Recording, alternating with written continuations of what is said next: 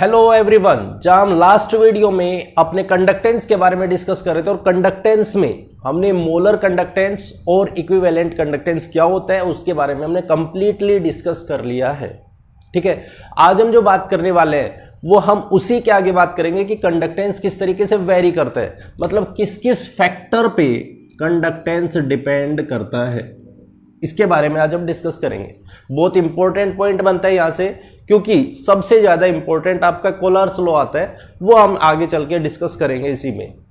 सबसे पहले अगर हम देखें कुछ टर्म्स देख लेते हैं एक दो कि हमारे पास में कंडक्टेंस होता है किस वजह से। ठीक है, अगर यदि हमें ये बात समझ में आ गई तो हम बहुत आसानी से कह सकते हैं कि कंडक्टेंस किस में ज्यादा होगा किस में कम होता है। क्लियर है? देखो, अब जब हम कंडक्टेंस पढ़ रहे हैं, या कंडक्टेंस होता किस वजह से, वो कोई भी इलेक्ट्रोलाइटिक सॉल्यूशन प्रेजेंट होता है उसकी वजह से हमारे पास में कंडक्टेंस होता है। ये बात हम पढ़ चुके हैं कि भाई हमारे पास में कोई भी एक इलेक्ट्रोलाइटिक सॉल्यूशन होता है, उसमें इलेक्ट्रोलाइटिक सॉल्यूशन में क्या होता है कि उसमें आयंस प्रेजेंट होते हैं। आयंस प्रेजेंट होते हैं मतलब जैसे मान लो सपोज करो मेरे पास में कोई भी एक इलेक्ट्रोलाइट है, जैसे NaCl ही ले लेते हैं। जब हम उसका सॉल्यूशन बनाते हैं तो हमारे पास में क्या होता है, Na positive plus Cl negative. हमारे पास में यहां पे प्रोड्यूस कौन हो गए, Na पॉजिटिव हो गया, Cl नेगेटिव प्रोड्यूस हो गया है। क्लियर है? जब ये प्रोडक्ट या Na पॉजिटिव Cl नेगेटिव का प्रोडक्शन हुआ है, मतलब पॉजिटिव चार्ज और नेगेटिव चार्ज दो आयंस हमें मिले हैं। आयंस के मिलने की वजह से सबसे पहली चीज तो ये है कि मुझे आयंस मिले, आयंस मिले, इसी वजह से मेरे पास में इलेक्ट्रोलाइटिक सॉल्यूशन कंडक्ट कर रहा है इलेक्ट्रिसिटी को। क्लियर है?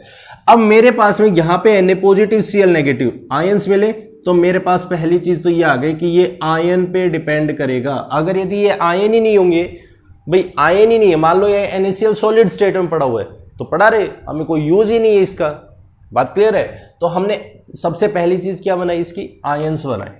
तो जितने ज्यादा नंबर ऑफ आयंस होंगे, मतलब क्या है, जितने नंबर ऑफ आयंस बढ़ते जाएंगे वो हमारे पास में क्या करेंगे, कंडक्टेंस को बढ़ाते जाएंगे, इंक्रीज करेंगे। क्लियर है? चलो, पहली चीज तो ये हो गई। अब हमारे सॉल्यूशन में मान लो सपोज करो NaCl या Na पॉजिटिव और Cl नेगेटिव के आयंस बढ़ रहे हैं, बढ़ गए, कोई बात नहीं है। अब इन आयंस में कैपेसिटी नहीं है चलने की। मान लो सपोज करो जैसे अभी तक क्या हो रहा था, कोरोना वायरस नहीं था, तब क्या था, लोग अपने घरों में या घर से बाहर बैठे रहते थे आराम से, कोई कुछ कर रहे हैं, बच्चे खेल रहे हैं या कुछ भी कर रहे हैं, मतलब उनमें कोई भी एक इस तरीके का माइग्रेशन नहीं होता था। ठीक है, अब उधर से कोई पुलिस निकल जाए, पुलिस वाले गुजर रहे हैं तो क्या होंगे, अगर 10 लोग बैठे एक साथ, वो तुरंत क्या होंगे, तितर बितर हो जाएंगे। मतलब उनमें क्या हुआ है, माइग्रेशन होने की टेंडेंसी बढ़ गई है, बढ़ी है। मतलब एक दूसरे को छोड़ के, अपने काम को छोड़ के, जिसमें अगर यदि वो बातों के लग रहे थे, कुछ भी कर रहे थे, अब वो भाग गए। मतलब उनमें आया क्या, मोबिलिटी। मतलब अगर यदि ये आयंस जब तक ये मूव नहीं करेंगे, इनके अंदर भागने की टेंडेंसी ज्यादा नहीं होगी, तो हमारे पास में हम कह सकते हैं कि वो कंडक्ट कर सकते हैं, इलेक्ट्रिसिटी कंडक्ट करेंगे, नहीं करेंगे। बात क्लियर है? अगर यदि वो आयंस अपनी जगह में पड़े रहे, इलेक्ट्रिसिटी थोड़ी कंडक्ट करेंगे। तो यहां पे दूसरी चीज क्या आती है, इनकी मोबिलिटी, कि जो ये आयंस हैं इनमें मोबिलिटी कितनी है, जितनी तेज इनमें स्पीड होगी उतनी अच्छे से कंडक्ट करेंगे इलेक्ट्रिसिटी को। बात क्लियर है? तो हमारे पास यहां पे अगर हम ध्यान से देखें तो मेरे पास में इलेक्ट्रिसिटी, जहां पे हम कंडक्टेंस की बात कर रहे हैं, कंडक्टेंस दो चीजों पे डिपेंड करेगा। किस किस पे? सबसे पहली चीज नंबर ऑफ आयंस पे, और दूसरा मोबिलिटी पे। अब पहली चीज तो ये, मतलब भागने वाले आयंस तो बहुत अच्छे हैं, लेकिन आयंस है ही नहीं हमारे पास में, आयंस थोड़े से हैं, 1 2 हैं, 4 5 है। तो मोबिलिटी तो होने दो, लेकिन हमारे पास नंबर ऑफ आयंस होना सबसे ज्यादा जरूरी है। मतलब मेरे पास में 2 फैक्टर्स हुए, इनमें से प्राइमरी फैक्टर आयंस है, नंबर ऑफ आयंस मेरा प्राइमरी फैक्टर है। जितने ज्यादा नंबर ऑफ आयंस होंगे, हमें सबसे पहले यही चीज देखते हुए चलनी है कि जितने ज्यादा नंबर ऑफ आयंस होंगे उतनी ही स्ट्रॉन्ग कंडक्टेंस होगी, और जितनी कम, उसमें जितनी मोबिलिटी ज्यादा होगी, जितनी भागने की टेंडेंसी ज्यादा होगी, उतना ही मेरे पास में कंडक्टेंस ज्यादा होगा। बात क्लियर है? तो हमें इन दोनों फैक्टर्स के साथ में आगे मूव करना है कि हम किस किस तरीके से इलेक्ट्रिसिटी में जो हम कंडक्टेंस पढ़ रहे हैं वो कैसे कैसे वेरी करेगा। क्लियर है? तो चलो हम स्टार्ट करते हैं। सबसे पहली चीज, हमारे पास में कोई भी इलेक्ट्रोलाइट होगा उसके नेचर पे डिपेंड करता है। हमारे पास में नेचर ऑफ इलेक्ट्रोलाइट पे डिपेंड करते हैं। मान लो सपोज करो मेरे पास में कोई भी एक इलेक्ट्रोलाइट प्रेजेंट है। इलेक्ट्रोलाइट कितने टाइप के होते हैं? इलेक्ट्रोलाइट होते हैं दो टाइप के, या तो वो स्ट्रॉन्ग इलेक्ट्रोलाइट होगा या फिर वो वीक इलेक्ट्रोलाइट होगा। बात क्लियर है? या तो कोई भी स्ट्रॉन्ग इलेक्ट्रोलाइट होगा। स्ट्रॉन्ग इलेक्ट्रोलाइट जैसे हमारे पास में KCl हो गया, NaCl हो गया, HCl हो गया। मान लो कोई भी ऐसे इलेक्ट्रोलाइट प्रेजेंट है। और वीक इलेक्ट्रोलाइट का मतलब क्या होता है? जो वीक हो। वीक होने का मतलब जैसे एसिटिक एसिड हो गया CH3COOH। ठीक है? कोई भी इलेक्ट्रोलाइट चाहे वो स्ट्रॉन्ग हो चाहे वो वीक हो। क्लियर है? अब स्ट्रॉन्ग इलेक्ट्रोलाइट का मतलब क्या होता है और वीक इलेक्ट्रोलाइट का मतलब क्या होता है? स्ट्रॉन्ग इलेक्ट्रोलाइट्स का मतलब वो होता है कि जब कोई भी कंपोनेंट, बहुत ध्यान से समझना है क्योंकि यहां पे जो बात निकलने वाली है ये आपके आगे चल के, क्योंकि कंडक्टेंस को पढ़ रहे हैं हम, इसके फैक्टर पे बहुत ज्यादा वेरी करेगा। अगर आपको ये बात समझ में आ गई तो बहुत अच्छे से आप आगे आने वाले स्ट्रॉन्ग इलेक्ट्रोलाइट और वीक इलेक्ट्रोलाइट को समझ सकते हो। क्लियर है? मोलर कंडक्टेंस को।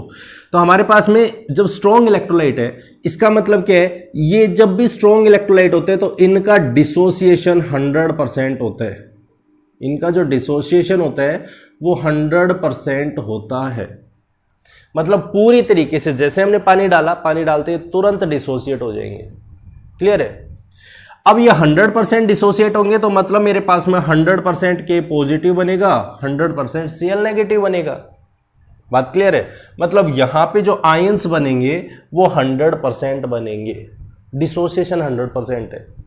लेकिन जब हम वीक इलेक्ट्रोलाइट की बात करते हैं तो यहां पे डिसोसिएशन 100% नहीं होगा। मतलब अल्फा की वैल्यू लेस देन 1 होगी और यहां पे अल्फा की वैल्यू इक्वल्स टू 1 होती है। मतलब यहां पे जो वीक इलेक्ट्रोलाइट प्रेजेंट है इसमें अल्फा की वैल्यू लेस देन 1 होती है, डिग्री ऑफ डिसोसिएशन कम होता है। लेकिन यहां पे डिग्री ऑफ डिसोसिएशन ज्यादा होता है। बात क्लियर है? अब मेरे पास में जो सबसे बड़ी बात निकल के आती है वो ये आती है कि स्ट्रॉन्ग इलेक्ट्रोलाइट, वीक इलेक्ट्रोलाइट, इनके साथ में कंडक्टेंस का वेरिएशन क्या होगा। चलो हम इस चीज को समझ लेते हैं कि अगर मेरे पास में स्ट्रॉन्ग इलेक्ट्रोलाइट है तो किस तरीके से कंडक्टेंस को इफेक्ट करते हैं स्ट्रॉन्ग इलेक्ट्रोलाइट। देखो स्ट्रॉन्ग इलेक्ट्रोलाइट्स,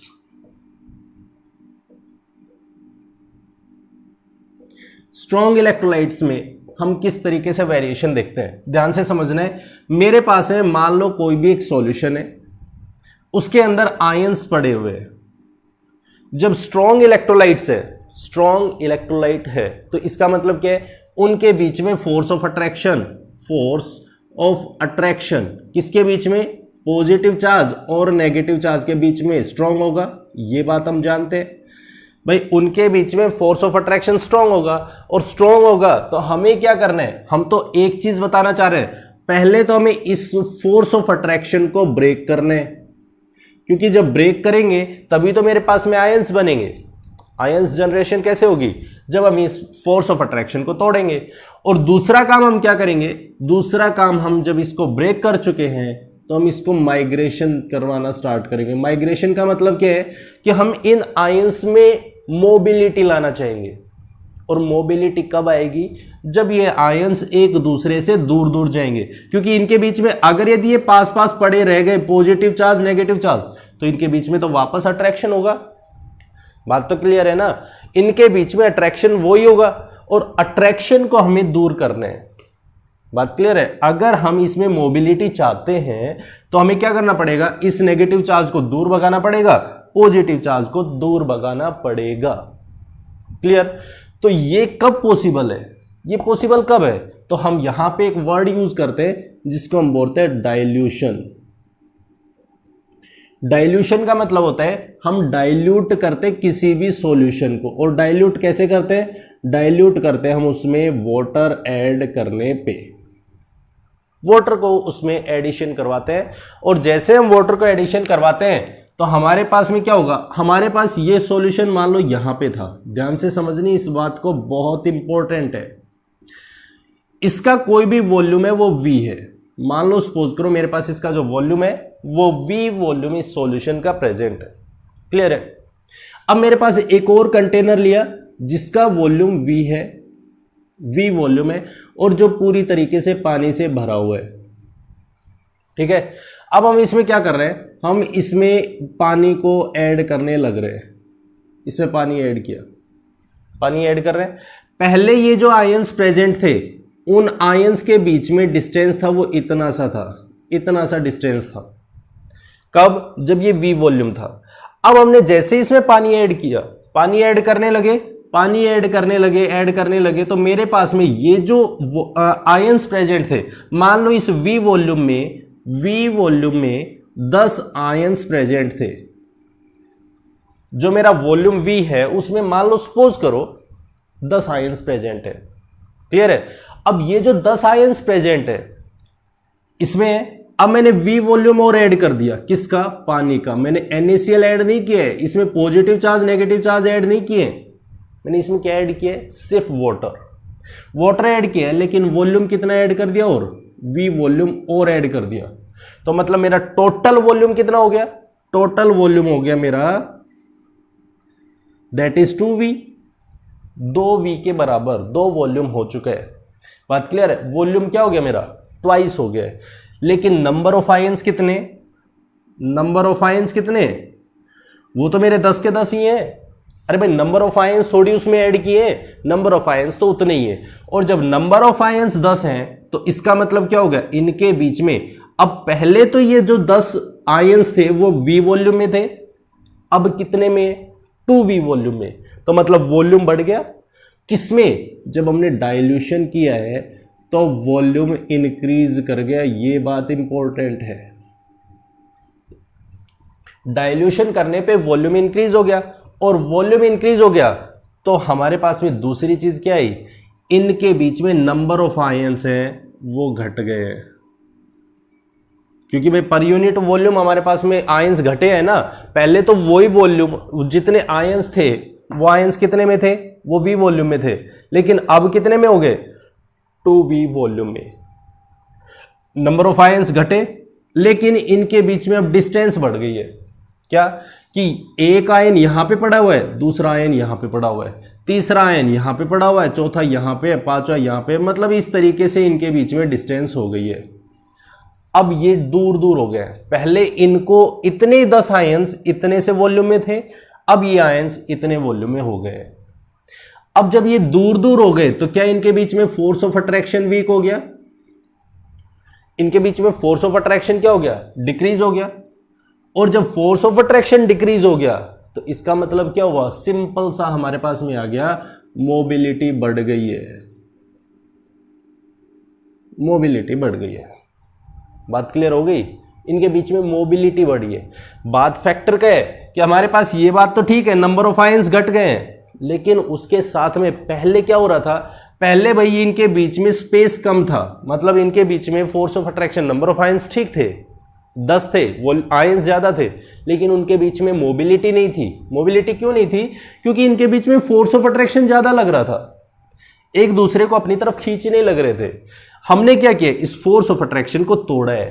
कैसे तोड़ा है, डाइल्यूशन करने पे। और जैसे डाइल्यूशन करने पे मैंने इनके बीच में फोर्स ऑफ अट्रैक्शन तोड़ दिया, तोड़ते ही मेरे पास क्या हो गया, इनके बीच में मोबिलिटी बढ़ गई। और मोबिलिटी जितनी बढ़ी तो मेरे पास में क्या हुआ, आयंस में कंडक्टेंस ज्यादा हो गई। तो इसका मतलब क्या हुआ, अगर मैंने स्ट्रॉन्ग इलेक्ट्रोलाइट लिया है तो कंडक्टेंस इंक्रीज कर रही है, डिक्रीज कर रही है, दैट इज इंक्रीज। बात क्लियर है, इतनी बात क्लियर हो गई। तो हमारे पास में यहां पे हमने क्या देखा कि अगर मेरे पास कोई भी स्ट्रॉन्ग इलेक्ट्रोलाइट प्रेजेंट है तो उसमें कंडक्टेंस क्या क्या चीजें इंक्रीज हो रही हैं, उसमें सबसे पहली चीज वॉल्यूम इंक्रीज कर रहे हैं, वॉल्यूम क्या कर रहे हैं, इंक्रीज कर रहे हैं। और जब हम किसी भी चीज में अगर हम कंसंट्रेशन को, पहले मान लो इसकी कंसंट्रेशन कुछ भी थी, पहले इसकी कंसंट्रेशन हाई थी, जैसे हम डाइल्यूशन करते हैं तो डाइल्यूशन करने पे कंसंट्रेशन क्या होती है, कंसंट्रेशन डिक्रीजेज। तो हमारे पास में वॉल्यूम इंक्रीज हुआ, वॉल्यूम इंक्रीज हुआ तो कंसंट्रेशन डिक्रीज कर गया, कंसंट्रेशन डिक्रीज कर गया। कंसंट्रेशन डिक्रीज किया तो अब मेरे पास में हुआ क्या है, इसके बीच में जो फोर्स ऑफ अट्रैक्शन था आयंस के बीच में वो डिक्रीज हो गया। नंबर ऑफ आयंस डिक्रीज हुए per unit volume, per unit volume, ये बात ध्यान देनी है, वॉल्यूम में कम हुआ है पर यूनिट वॉल्यूम। और मेरे पास में जब नंबर ऑफ आयंस डिक्रीज हुए हैं तो इसका मतलब क्या है, मेरे पास में कौन इंक्रीज हुआ है, मोबिलिटी इंक्रीज हुई है, मोबिलिटी इंक्रीज हुई है। और मोबिलिटी इंक्रीज हुई है तो दैट मीन्स कंडक्टेंस इंक्रीज हुआ है, कंडक्टेंस बढ़ गया है। बात क्लियर है। चलो अब मेरे पास में इसी के बेसिस पे हम इसी चीज को और देख लेते हैं, दूसरी चीज देख लेते हैं। भाई स्ट्रॉन्ग इलेक्ट्रोलाइट तो हो गया, वीक इलेक्ट्रोलाइट के केस में फिर क्या होगा, जब स्ट्रॉन्ग में बढ़ रहा है तो वीक में क्या होगा, भाई घटना चाहिए, लेकिन ऐसा नहीं है। दोनों ही केसेस में जब हम वीक इलेक्ट्रोलाइट की बात करेंगे, वीक इलेक्ट्रोलाइट, वीक इलेक्ट्रोलाइट का मतलब जिसमें 100% डिसोसिएशन नहीं होता है, मतलब अल्फा इज लेस देन 1 ही होगा, उसमें 100% डिसोसिएशन नहीं होगा। बात क्लियर है। अब जब वीक इलेक्ट्रोलाइट है डिसोसिएशन कम है, बात क्लियर है। अब मेरे पास में जैसे मान लो यहां पे एसिटिक एसिड है CH3COO- H पॉजिटिव, भाई ये आयंस में टूटा हुआ है, बिल्कुल बात सही है, आयंस में टूटा हुआ है। अब जैसे ही हम इसमें डाइल्यूशन करेंगे, क्योंकि हम तो वही बात है ना भाई, फोर्स ऑफ अट्रैक्शन घटाओ, लेकिन फोर्स ऑफ अट्रैक्शन इनमें तो ऑलरेडी कम है। बात क्लियर है, क्योंकि ये वीक है, पूरी तरीके से डिसोसिएट नहीं होगा। ये है डेट टाइप के, मतलब इनको चाहे कुछ भी कह लो, इनको फर्क नहीं पड़ने।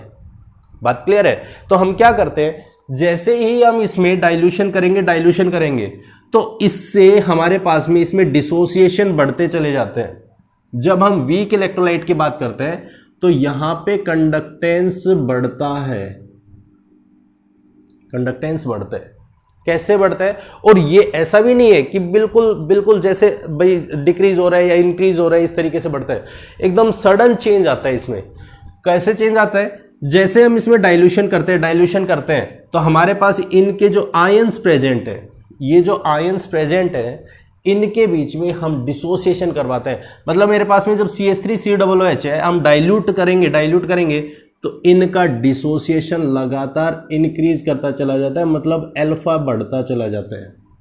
100% तो ये बाद में भी नहीं होंगे, 100% डिसोसिएशन तो ये कंप्लीट कभी नहीं होते हैं, लेकिन फिर भी इनमें जब डाइल्यूशन करते हैं तो इनमें अल्फा की वैल्यू बढ़ती चली जाती है, डिग्री ऑफ डिसोसिएशन बढ़ता चला जाता है।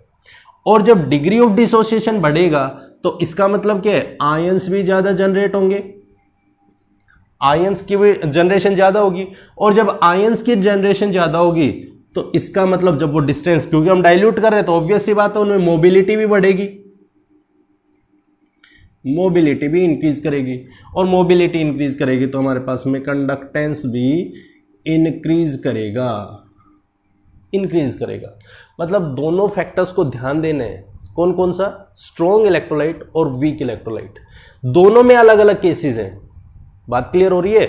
अगर मेरे पास में कोई भी स्ट्रॉन्ग इलेक्ट्रोलाइट है, वीक इलेक्ट्रोलाइट है, तो स्ट्रॉन्ग इलेक्ट्रोलाइट में तो मोबिलिटी बढ़ने से मेरे पास में कंडक्टेंस बढ़ रही है। कब, क्योंकि फोर्स ऑफ अट्रैक्शन को तोड़ना पड़ रहा है। और वीक इलेक्ट्रोलाइट में मेरे पास में अल्फा की वजह से इंक्रीज करता है, डिग्री ऑफ डिसोसिएशन बढ़ता है। क्लियर है, डाइल्यूट करने पे डिग्री ऑफ डिसोसिएशन बढ़ता है। बात क्लियर हो गई। तो हमारे पास में दूसरा फैक्टर, जहां पे हम स्ट्रॉन्ग इलेक्ट्रोलाइट और वीक इलेक्ट्रोलाइट में कंडक्टेंस की बात कर रहे थे कि कंडक्टेंस इंक्रीज करेगा या डिक्रीज करेगा। बात क्लियर है।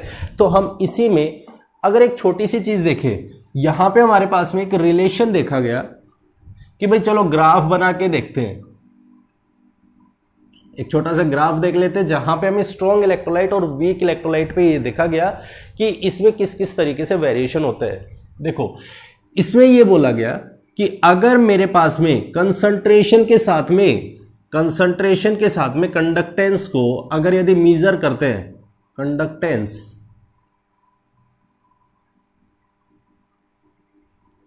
अगर कंसंट्रेशन के साथ में ग्राफ लेते हैं, किसी भी कंडक्टेंस का कंसंट्रेशन के साथ ग्राफ लेते हैं, तो मेरे पास में क्या चीजों में चेंज आएगा। देखो हम क्या कर रहे हैं, मान लो सपोज करो मेरे पास में कोई भी ऐसा सॉल्यूशन है जिसमें कंसंट्रेशन हाई है, कोई भी ऐसा कंपोनेंट है जिसकी कंसंट्रेशन हाई है।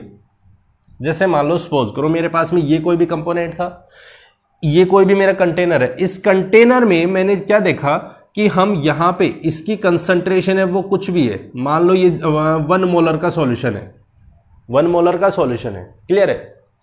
अब हम इसमें डाइल्यूशन कर रहे हैं, जैसे हम इसमें डाइल्यूशन करेंगे, डाइल्यूशन करने का मतलब क्या है, मोलैरिटी उसकी कम होगी, भाई उसकी कंसंट्रेशन क्या होगी, डिक्रीज होगी। ऑब्वियस सी बात है, कंसंट्रेशन डिक्रीज होगी। भाई यहां पे 0.1, 0.2, 0.3, 0.4, 0.5, 0.6, 7, 8, 9 और यहां पे 1 मोलर सॉल्यूशन है। मान लो सपोज करो मेरे पास ये 1 मोलर सॉल्यूशन है। अब क्या हो रहा है, डाइल्यूशन करने पे हम क्या कर रहे हैं, कंसंट्रेशन को डिक्रीज कर रहे हैं। इसका मतलब है मेरे पास में कंसंट्रेशन डिक्रीज होगी, बिल्कुल ठीक है। लेकिन जब हम डाइल्यूशन कर रहे हैं तो कंडक्टेंस क्या हो रहा है, इंक्रीज कर रहे हैं। बात समझिए ध्यान से, कंडक्टेंस क्या करेगा, इंक्रीज करेगा। तो इंक्रीज करेगा इसका मतलब मान लो सपोज करो मेरे पास में कोई भी एक ऐसा सॉल्यूशन है जिसकी कंडक्टेंस कुछ भी है, इस पॉइंट पे है, यहां पे है, जिसकी कंसंट्रेशन ये है। अब क्या होगा, जैसे जैसे हम इसमें डाइल्यूट करेंगे, इस सॉल्यूशन को डाइल्यूट करेंगे तो कोई पॉइंट ऐसा आएगा कि जहां पे कंसंट्रेशन कम हो गई, कंडक्टेंस इंक्रीज हो गई। कोई एक और पॉइंट आएगा जहां पे कंसंट्रेशन डिक्रीज करेगी, कंडक्टेंस इंक्रीज करेगी। तो जब हम स्ट्रॉन्ग इलेक्ट्रोलाइट की बात करते हैं तो हमारे पास में कुछ ऐसा ग्राफ आता है, देखने में कोई ऐसा ग्राफ आता है, हमें पता चलता है उसको देखने पे कि हमारे पास में देखो लगातार इंक्रीज करने लग रही है कंडक्टेंस। बिल्कुल सही है, जो हमने स्ट्रॉन्ग इलेक्ट्रोलाइट के लिए ड्राइव किया, स्ट्रॉन्ग इलेक्ट्रोलाइट का ग्राफ देखा। स्ट्रॉन्ग इलेक्ट्रोलाइट ये कहते हैं कि जैसे जैसे हम लगातार इंक्रीज करते हैं, कंसंट्रेशन को डिक्रीज करते हैं, तो कंडक्टेंस लगातार इंक्रीज करती जाती है। बिल्कुल ठीक है। चलो ये ग्राफ था स्ट्रॉन्ग इलेक्ट्रोलाइट का। दूसरी तरफ हम जब वीक इलेक्ट्रोलाइट के लिए ग्राफ देखते हैं कि भाई वीक इलेक्ट्रोलाइट का ग्राफ क्या आएगा, तो वीक इलेक्ट्रोलाइट के ग्राफ में भाई वीक है तो ऑब्वियस सी बात है उसका कोई ना कोई कंसंट्रेशन तो होगा ही होगा, ठीक है। अब इसमें हम जब इसमें एडिशन करते हैं, वाटर का एडिशन कर रहे हैं, कोई भी वीक इलेक्ट्रोलाइटिक सॉल्यूशन है, अब उसमें जब हम वाटर का एडिशन देखते हैं तो इसमें एक अलग ही वेरिएशन देखने को मिलती है ग्राफ में। और वो क्या कि एकदम से ही वो बिल्कुल कांस्टेंट चलते हैं, मतलब कुछ बहुत ही थोड़ा उसमें वेरिएशन होता है उसके ग्राफ में, लेकिन एकदम से एक ऐसा पॉइंट आता है जहां पे वो सडन चेंज दिखाते हैं। कोई भी वीक इलेक्ट्रोलाइटिक सॉल्यूशन होते हैं, लेकिन जब वो अपने ग्राफ को देखते हैं उनमें पहले तो इनिशियल कंडीशन में, क्योंकि यहां पे मान लो सपोज करो उसकी कोई कंसंट्रेशन थी, पहले वो डिक्रीज होता है, लेकिन इतना डिक्रीमेंट नहीं है जितना होना चाहिए। देखो यहां पे तो क्या हो रहा है, चेंज हो रहा है, लेकिन यहां पे क्या हो रहा है, धीरे हल्का थोड़ा चेंज है। लेकिन एक पॉइंट ऐसा आता है जहां पे वो स्ट्रॉन्ग डिक्रीज दिखाता है, स्ट्रॉन्ग मतलब शार्प चेंज दिखाता है। बात क्लियर है। तो ऐसा कर्व यहां पे वीक इलेक्ट्रोलाइट के लिए मेजर किया गया। तो इन दोनों ग्राफ को ध्यान से देखना है, ध्यान से समझना है कि स्ट्रॉन्ग इलेक्ट्रोलाइट के केस में क्या ग्राफ बनता है, वीक इलेक्ट्रोलाइट के केस में क्या ग्राफ बनता है। इसमें धीरे चेंज होता है और एकदम से एक पॉइंट ऐसा आता है जिसके बाद में उसमें स्टीप बनती है और वो स्ट्रॉन्ग चेंज आता है, एकदम से शार्प चेंज। क्लियर है, कंडक्टेंस उसका बहुत हाई बढ़ता है। तो हमारे पास में स्ट्रॉन्ग इलेक्ट्रोलाइट और वीक इलेक्ट्रोलाइट के केस में इस तरीके का ग्राफ मेजर किया गया। पहली बात ये थी, क्लियर है, जिसके ऊपर वो डिपेंड करने लग रहे हैं। बात क्लियर है कि स्ट्रॉन्ग इलेक्ट्रोलाइट और वीक इलेक्ट्रोलाइट के केस में किस तरीके से कंडक्टेंस वेरी करेगा। दूसरी चीज अगर यदि हम बात करें कंडक्टेंस की ही, जहां पे इसकी वेरिएशन देखें, वेरिएशन किस टर्म में देख सकते हैं, अब भाई हम ये बात बोल रहे हैं मोबिलिटी, बहुत इंपॉर्टेंट फैक्टर पढ़ने वाले हैं अब हम मोबिलिटी की। क्लियर है? अगर यदि हम बात कर रहे हैं मोबिलिटी, जैसे मान लो सपोज करो भाई आप लोग हो, कोई भी मान लो दो या तीन बच्चे कोई भी हैं जिनको हम कहते हैं कि भाई आपको दौड़ के जाने, किसी भी भीड़ भाड़ में से आपको दौड़ के जाने, ठीक है। मोबिलिटी का मतलब तो यही हो गया कि आपको दौड़ने हैं। अब दौड़ने का मतलब ये है, जैसे मान लो सपोज करो मेरे पास में कोई भी आयन है, एक जिसका साइज स्मॉल है, एक जिसका साइज स्मॉल है और एक जिसका साइज लार्ज है। अब इन दोनों को दौड़ने के लिए बोल दिया जाए, मान लो किसी भी भीड़ भाड़ वाले एरिया में एक पतले आदमी को दौड़ने के लिए बोल दिया जाए, एक मोटे आदमी को दौड़ने के लिए बोल दिया जाए। अब दोनों को बोला कि आप दौड़ के जाइए, लेकिन वो एरिया कैसा है, बहुत भीड़ भाड़ वाला है। बात क्लियर? दोनों को बोल दिया भागो। अब दोनों भागना स्टार्ट करते, ये भी भाग रहे ये भी भाग रहे, कौन सा पहले पहुंचेगा, कौन सा पहले जाएगा? ऑब्वियस सी बात है, जिसका साइज स्मॉल है उसमें मोबिलिटी ज्यादा होगी, भाई वो तुरंत भाग के चला जाएगा। और जिसमें लार्ज साइज है उसकी मोबिलिटी कम होगी, कम होगी, ऑब्वियस सी बात है। सिमिलर तरीके से हमारे पास में कंडक्टेंस भी दूसरे फैक्टर पे डिपेंड करता है, जिसका नाम है साइज। साइज पे हमारे पास कंडक्टेंस वेरी करता है। किस तरीके से वेरी करता है? मान लो सपोज करो कंडक्टेंस की हम बात कर रहे हैं, जिसमें हमारे पास सेकेंड फैक्टर है साइज। साइज मतलब जिसका लार्ज साइज, पहले इस चीज को लिख लो, लार्ज साइज मतलब उसमें मोबिलिटी कम, मोबिलिटी कम, और मोबिलिटी कम इसका मतलब कंडक्टेंस ज्यादा। भाई हम ये मान के चलेंगे कि हमारे पास में आयंस है वो तो सेम है। अभी तक तो हम क्या देख रहे थे, आयंस के बारे में बात कर रहे हैं, ऑब्वियस सी बात है। तो आयंस है वो दोनों में सेम है, चाहे वो लार्ज साइज हो चाहे वो स्मॉल साइज हो, लेकिन हम उसमें मोबिलिटी के फैक्टर पे देखते हैं। मतलब कैसे? जैसे मान लो सपोज करो, सबसे पहले हम एक क्वेश्चन लिखते हैं कि मान लो सपोज करते हैं मेरे पास कोई भी वीक इलेक्ट्रोलाइट है या फिर एक स्ट्रॉन्ग इलेक्ट्रोलाइट है। एक वीक इलेक्ट्रोलाइट है जैसे CH3COOH। आपसे कोई भी एक क्वेश्चन दे दिया जाए कि एक स्ट्रॉन्ग इलेक्ट्रोलाइट है NaCl, ठीक है, 1 मोलर ये सॉल्यूशन है, 0.1 ले लो, 0.1 मोलर सॉल्यूशन ये है, 0.1 मोलर सॉल्यूशन ये है। दोनों के कंसंट्रेशन मेरे को गिवन है, मतलब नंबर ऑफ आयंस है दोनों के सेम है। दोनों आयंस के दोनों कंपोनेंट NaCl और CH3COOH दोनों के आयंस सेम है। बात क्लियर है? अब इन दोनों में से पूछ लिया जाए कि बताओ किसका कंडक्टेंस ज्यादा होगा, स्ट्रॉन्ग का या वीक का, तो आप बिना देखे आप कह सकते हो कि हमारे पास में स्ट्रॉन्ग इलेक्ट्रोलाइट है उसका कंडक्टेंस ज्यादा होता है, क्योंकि यहां भी आयंस तो सारे के सारे यहां पे आयंस क्या है, ज्यादा है। क्यों है? क्योंकि स्ट्रॉन्ग इलेक्ट्रोलाइट है। बात क्लियर हो रही है? स्ट्रॉन्ग इलेक्ट्रोलाइट प्रेजेंट है, और जब स्ट्रॉन्ग इलेक्ट्रोलाइट प्रेजेंट है तो इसका मतलब यह है कि यहां पे नंबर ऑफ आयंस ज्यादा होंगे, और ज्यादा नंबर ऑफ आयंस होंगे तो इसका मतलब यह हो गया कि यहां पे कंडक्टेंस ज्यादा होगी। यहां पे कंडक्टेंस क्या है, यहां पे तो कम है, क्योंकि भाई जब CH3COOH है उसका तो डिसोसिएशन कम होगा, कम होगा, ऑब्वियस सी बात है। तो जब कम होगा तो मेरे पास में यहां पे वीक इलेक्ट्रोलाइट कम माइग्रेट करेंगे, आयंस ही नहीं है। चलो ये तो डिफरेंस हो रहा था कि भाई स्ट्रॉन्ग इलेक्ट्रोलाइट वीक इलेक्ट्रोलाइट में, लेकिन अगर यदि मान लो हमें स्ट्रॉन्ग ही दे दे, फिर हम किस तरीके से आइडेंटिफाई करेंगे? देखो हमारे पास ये बोल दिया कोई भी ऐसा कंपोनेंट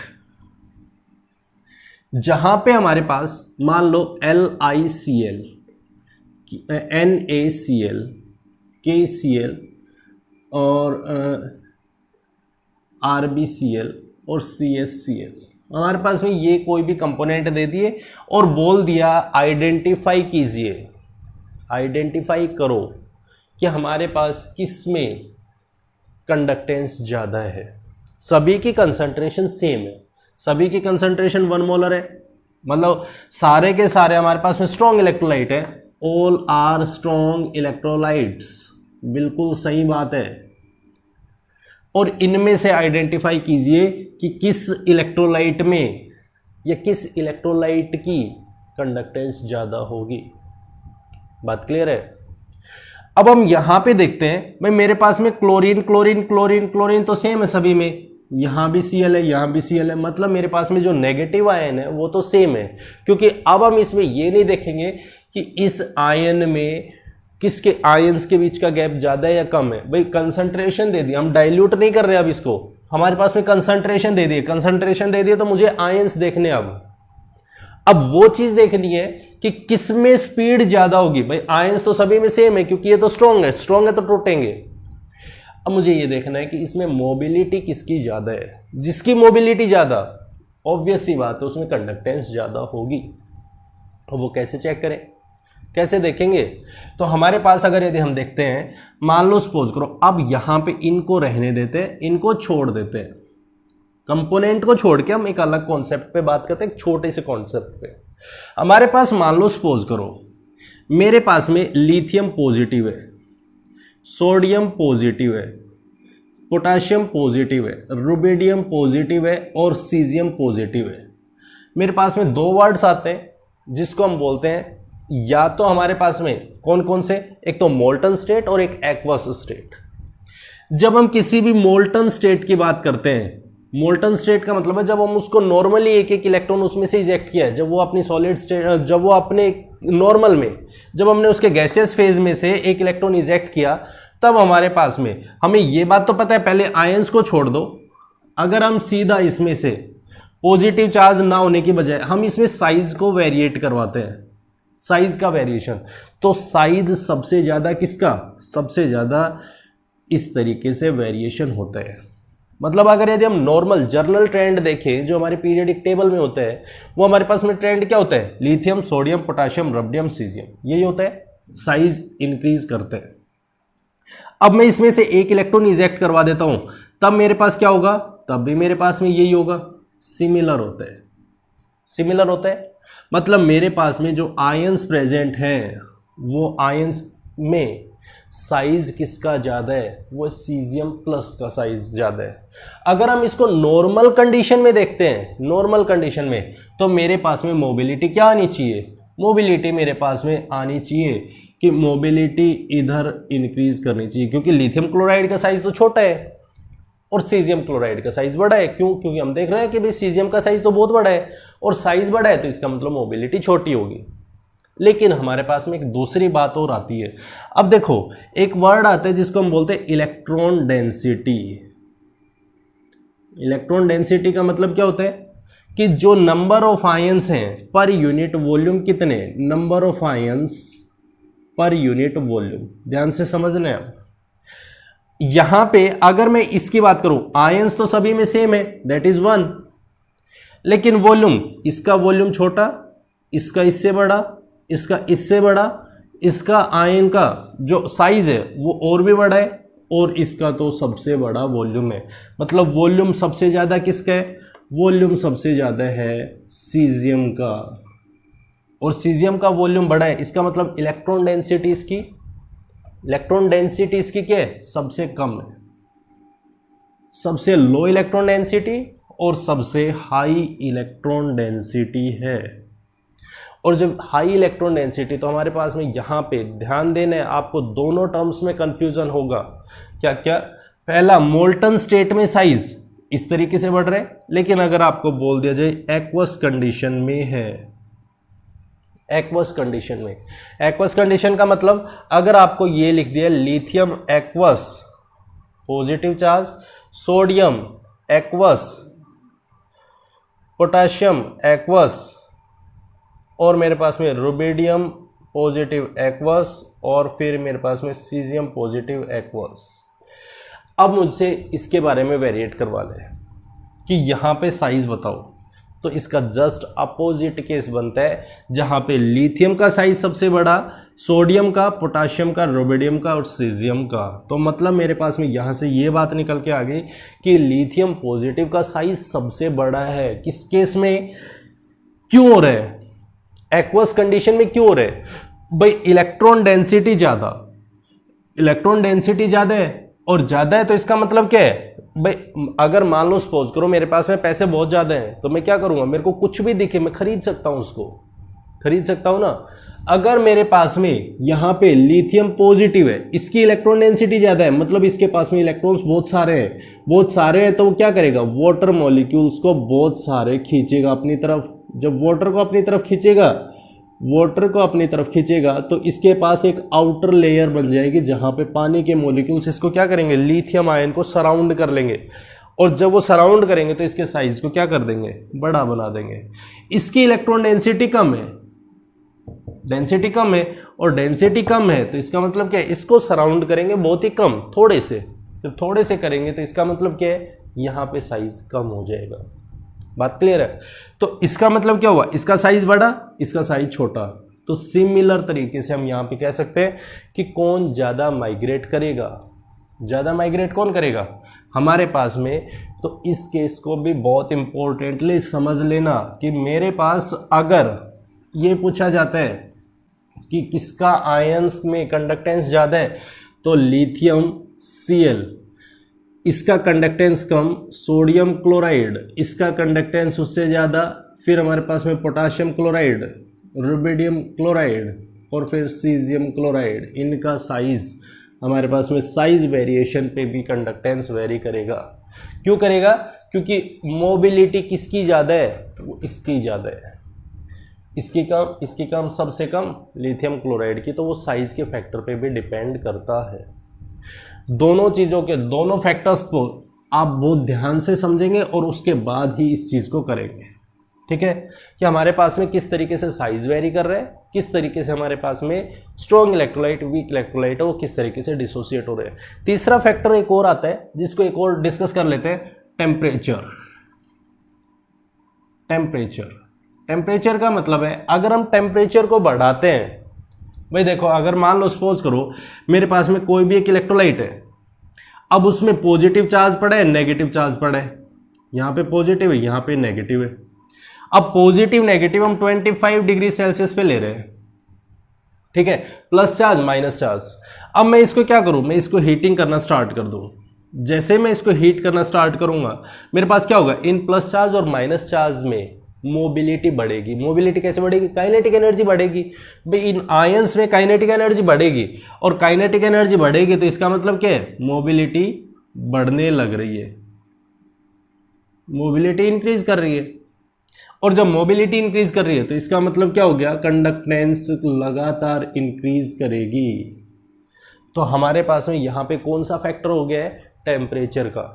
क्या कि जब हम टेम्परेचर को बढ़ाएंगे तो हमारे पास में कंडक्टेंस है वो इंक्रीज करेगी, लगातार बढ़ती जाएगी। बात क्लियर है, कंडक्टेंस बढ़ रही है। क्लियर हो गया, एकदम पॉइंट क्लियर है।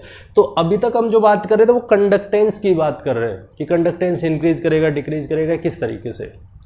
अगर मैं इसमें कंडक्टिविटी की बात करता हूं, भाई कंडक्टिविटी पे क्या फर्क पड़ेगा, देखो ध्यान से समझना, कंडक्टिविटी पे क्या वेरिएशन होता है। कंडक्टिविटी जिसको हम क्या लिखते हैं, कापा लिखते हैं, कापा से इंडिकेट करते हैं।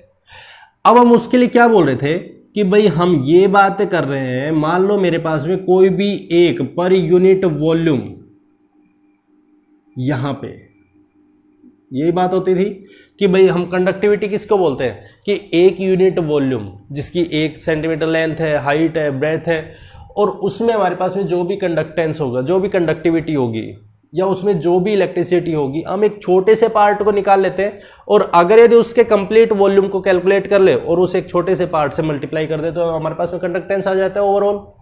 तो कंडक्टिविटी हम यहां से किस तरीके से चेक कर रहे हैं, मान लो सपोज करो मेरे पास में यहां पे कोई भी कंटेनर है और उस कंटेनर में इसका V वॉल्यूम है, ध्यान से समझना इस बात को, V वॉल्यूम है, बिल्कुल आराम से, कुछ भी नहीं है इसमें, V वॉल्यूम है इसका। इस V वॉल्यूम में 10 आयंस प्रेजेंट है, 10 आयंस प्रेजेंट है। अगर यदि मैं इसका एक छोटा सा एक यूनिट वॉल्यूम में निकाल लेता हूं, एक वॉल्यूम में निकाल लेता हूं, अगर यदि मैंने इसमें से एक वॉल्यूम मैंने निकाल लिया और टोटल वॉल्यूम मान लो 10V था, 10V के बराबर था, 10 वी ले लो या फिर हमारे पास में 5 वी ले लेते हैं, ठीक है, 5 वी ले लिया। अगर मान लो मेरे पास में इसका जो वॉल्यूम है वो 5 ml प्रेजेंट है, मुझे 1 ml का, क्योंकि हम कंडक्टिविटी क्या बोलते हैं भाई, हमारे पास में एक यूनिट का होना चाहिए ना। अब मेरे पास इसका टोटल वॉल्यूम तो V है, इसका टोटल वॉल्यूम क्या है, V है। अगर मैं इसमें से 5 में से मैं इसका मान लो टोटल सॉल्यूशन मेरा 5 ml है और 10 आयंस प्रेजेंट है, मुझे एक वॉल्यूम में निकाल लेता हूं। एक वॉल्यूम में क्या होगा, 5 ml में 10 आयंस थे, तो मेरा एक में कितना होगा, 10/5, मतलब मेरे पास में 2 आयंस इसमें प्रेजेंट है। यहां पे 2 आयंस प्रेजेंट है, 2 आयंस हो गए। अब मैंने क्या किया है, यहां पे डाइल्यूशन किया है, क्योंकि हम तो डाइल्यूशन करते आए हैं ना भाई। स्ट्रॉन्ग इलेक्ट्रोलाइट होगा, वीक इलेक्ट्रोलाइट होगा, तो हम डाइल्यूट करेंगे तब मेरे पास क्या फर्क पड़ रहा है, वही चीज तो देख रहे थे। जैसे मैंने डाइल्यूट किया, इसमें 5 ml और ऐड कर दिया, इसमें 5 ml और ऐड कर दिया, तो टोटल वॉल्यूम मेरा कितना हो गया, टोटल वॉल्यूम हो गया मेरा 10 ml। नंबर ऑफ आयंस कितने, नंबर ऑफ आयंस है वो 10 ही है। तो एक यूनिट वॉल्यूम में कितने आयंस होंगे, तो एक यूनिट वॉल्यूम में मेरे पास कितने होंगे, 10/10, दैट इज 1। पहले मेरे पास कितने थे, 2 आयंस थे, अब मेरे पास कितने हो गए, 1 आयन प्रेजेंट हो गया। मतलब क्या हुआ, इसका मतलब ये हो गया वॉल्यूम बढ़ाने पे नंबर ऑफ आयंस क्या हुए, घट गए। पर यूनिट वॉल्यूम मेरे पास में पर यूनिट वॉल्यूम में नंबर ऑफ आयंस घटे हैं। बात को समझना इस बात को। और अगर यदि आयंस घट गए, नंबर ऑफ आयंस डिक्रीजेस, इसका मतलब क्या हुआ, इसका मतलब ये हो गया कंडक्टिविटी डिक्रीज करती है। ध्यान देना इस बात का, कंडक्टेंस डाइल्यूशन पे इंक्रीज कर रही है, लेकिन कंडक्टिविटी डाइल्यूशन पे डिक्रीज कर रही है। बात क्लियर हो गई है। दोबारा से नोट कर लेना इस बात को सेपरेटली कि अगर मेरे पास में डाइल्यूशन कर रहे हैं, ऑन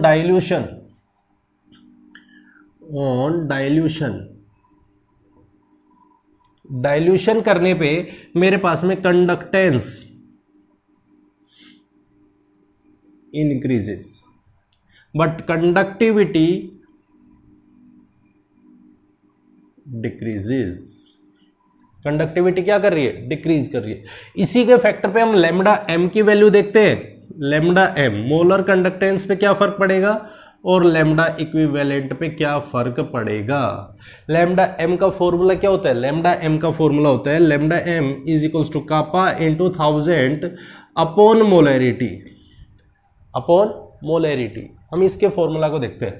तो मेरे पास में यहां से ये जो फॉर्मूला बना, अब मैं यहां से बहुत आराम से मैं लैम्डा एम की वैल्यू निकाल सकता हूं और लैम्डा इक्विवेलेंट की वैल्यू निकाल सकता हूं। निकाल के देखते हैं भाई कापा की वैल्यू क्या दे रखी है।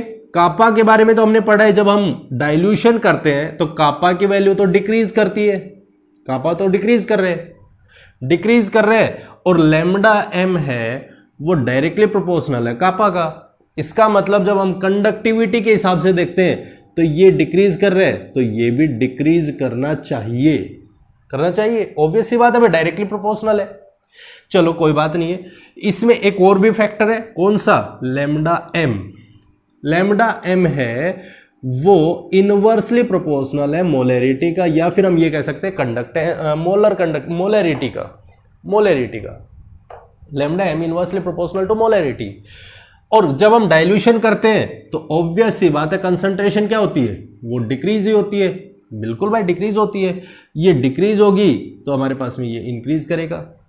अब मेरे पास में 2 फैक्टर्स वेरी कर रहे हैं, कौन कौन से, लैम्डा एम अगर हम कंडक्टिविटी के हिसाब से देखें तो ये डिक्रीज करना चाहिए, और अगर लैम्डा एम को अगर हम मोलैरिटी के टर्म में देखें तो ये इंक्रीज करना चाहिए। तो फिर हमारे पास ओवरऑल क्या ऑप्शन आएगा, ओवरऑल आने का मतलब है कि जब हम लैम्डा एम और लैम्डा इक्विवेलेंट की बात करते हैं तो दोनों के दोनों फैक्टर्स इंक्रीज करते हैं। जब हम ये चेक करते हैं, ये चीज़ फाइंड करते हैं, तब हमें पता चलता है कि लैम्डा एम भी इंक्रीज कर रहे हैं और लैम्डा इक्विवेलेंट दोनों के दोनों इंक्रीज कर रहे हैं। ये तो बहुत बड़ा सवाल हो गया भाई। एक फैक्टर तो इसको घटा रहा है, दूसरा फैक्टर इसको बढ़ा रहा है, तो हमारे पास में यहां पे हम सेकंड फैक्टर पे चलते हैं। सेकंड फैक्टर पे क्यों चलते हैं? क्योंकि मोलरिटी हो, चाहे वो इक्विवेलेंट हो, चाहे वो नॉर्मेलिटी हो, ऑब्वियस सी बात है, चाहे वो इक्विवेलेंट की बात करेंगे तो हमारे पास नॉर्मेलिटी फैक्टर होते हैं। तो दोनों के दोनों को हम किस तरीके से लिखते हैं? Molarity is equals to number of moles upon volume होता है भाई। जब हम इसको डिवाइड करेंगे तो lambda M is equals to kappa into 1000 upon number of moles into क्या? वॉल्यूम। वॉल्यूम क्या चला जाएगा? ऊपर चला जाएगा। वॉल्यूम लगातार इंक्रीज करने लग रहा है। हमारा जो सॉल्यूशन है उसका वॉल्यूम क्या कर रहा है? कॉन्टिन्यूसली इंक्रीज कर रहा है। और जब इंक्रीज कर रहे हैं तो इसका मतलब लैम्डा एम की वैल्यू भी इंक्रीज होती चली जाती है, बढ़ती चली जाती है।